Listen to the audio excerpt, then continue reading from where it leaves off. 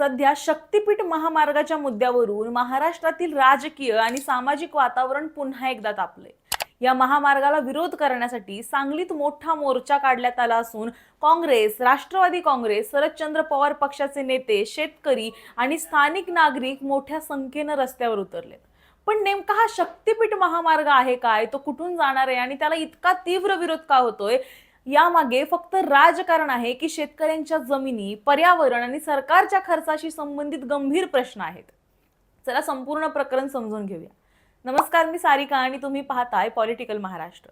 शक्तीपीठ महामार्ग हा नागपूर पासून गोव्याला जोडणारा महत्त्वाकांक्षी महामार्ग आहे।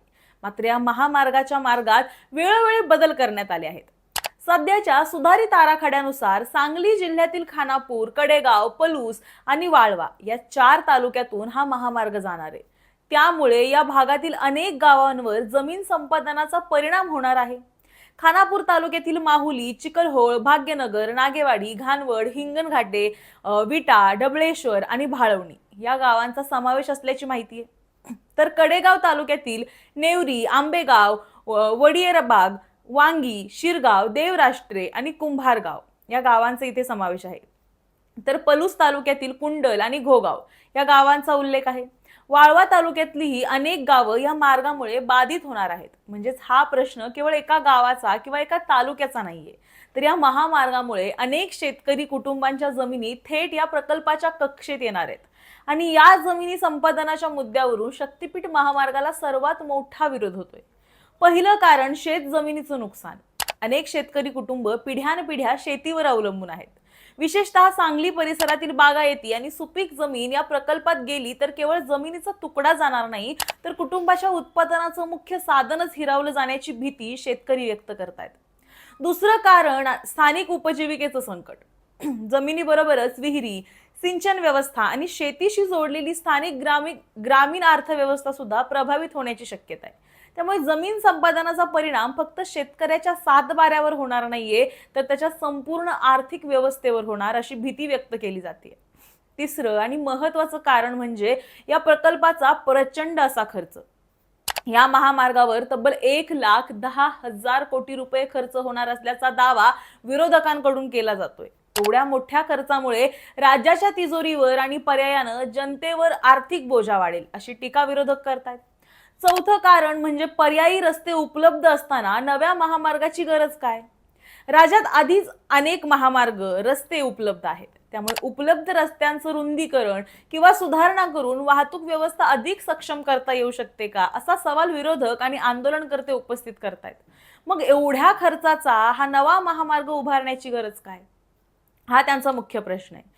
आणि पाचवं कारण म्हणजे पर्यावरणाचं नुकसान। महामार्गाच्या बांधकामासाठी मोठ्या प्रमाणावर वृक्षतोड, डोंगराळ भागात कटिंग आणि बोगद्याचं काम होण्याची शक्यता आहे। त्यामुळे या प्रकल्पामुळे निसर्ग, जैवविविधता आणि स्थानिक पर्यावरणाचं नुकसान होईल अशी भीती सुद्धा स्थानिकांकडून व्यक्त केली जाते।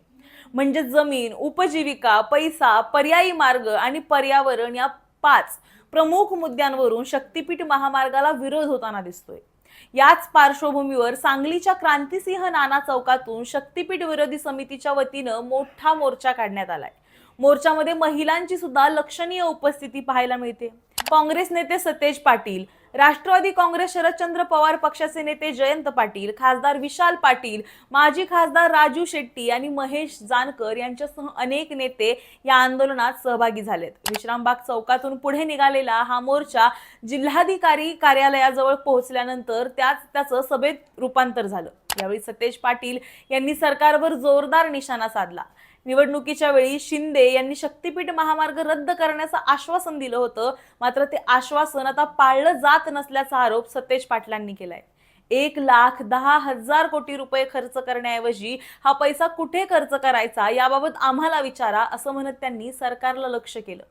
हा महामार्ग काही ठराविक कंत्राटदारांचा फायदा मिळवून देण्यासाठी केला जात असल्याचा गंभीर आरोप सुद्धा त्यांनी केला। तर जयंत पाटील यांनी सुद्धा शक्तीपीठ महामार्गाला सर्व स्तरावरून विरोध होत असल्याचा दावा केला।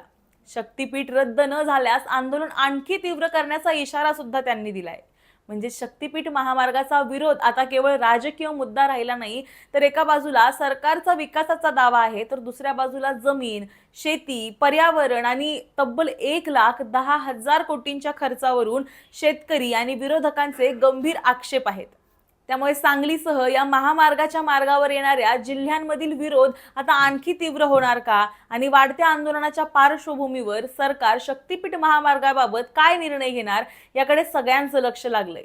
तुम्हाला याबद्दल काय वाटतं हे आम्हाला कमेंटमध्ये नक्की सांगा आणि अशाच व्हिडिओसाठी पाहत रहा पॉलिटिकल महाराष्ट्र.